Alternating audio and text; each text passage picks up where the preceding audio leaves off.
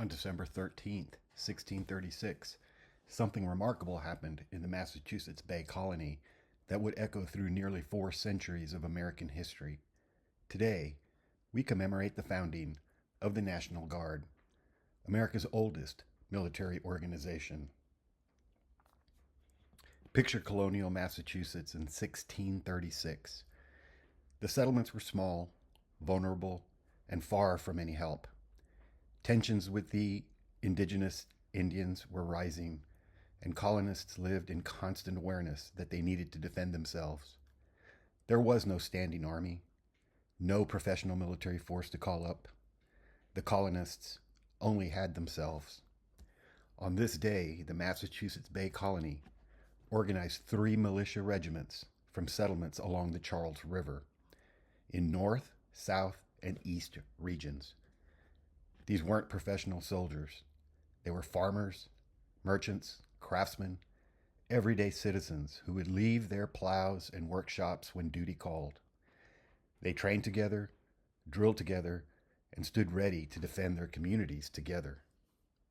Fast forward 139 years when British troops marched towards Lexington and Concord in 1775. Who met them on the green? The militia, the Minutemen, direct descendants of those first organized regiments. The shot heard round the world was fired by citizen soldiers who traced their lineage back to December 13th, 1636.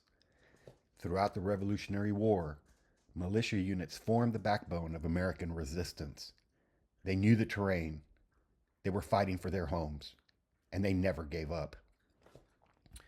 The Founding Fathers understood the importance of the militia so deeply that they enshrined it in the Constitution. The Second Amendment itself speaks of a well-regulated militia being necessary to the security of a free state. George Washington called the militia the bulwark of our liberties. This wasn't just rhetoric. It was recognition that America's defense would always depend on ordinary citizens willing to serve extraordinary purposes. Throughout the 19th century, militia units fought in every American conflict. The Civil War saw massive mobilizations of state militias on both sides. In 1903, the Dick Act formally organized those militias into what we now call the National Guard. Through 2 world wars, Korea, Vietnam, and beyond, the National Guard deployed overseas while maintaining their unique dual mission, serving both state and federal needs. Today's National Guard is far more than a historic relic. With over 440,000 soldiers and airmen, the Guard responds to hurricanes, floods, wildfires, and civil emergencies in communities across America. They've deployed to Iraq, Afghanistan, and worldwide missions. They provide COVID-19 relief, secure our borders, and stand ready 24/7. The tools have changed from muskets to modern weapon systems, from horses to helicopters, but the core mission remains unchanged. Citizen soldiers serving their communities and their country. What makes the National Guard special is what made it special in 1636. These are your neighbors, the teacher who drills 1 weekend a month, the mechanic who deploys overseas, the nurse who responds when hurricanes strike. They balance civilian careers with military service, embodying the principle that a free society defends itself.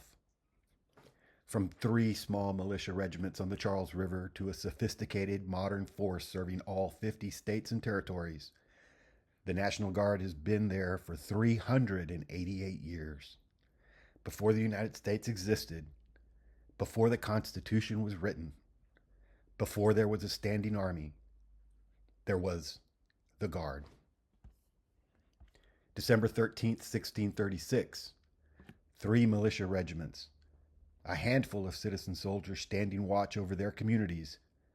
They couldn't have known they were founding a tradition that would last nearly 4 centuries.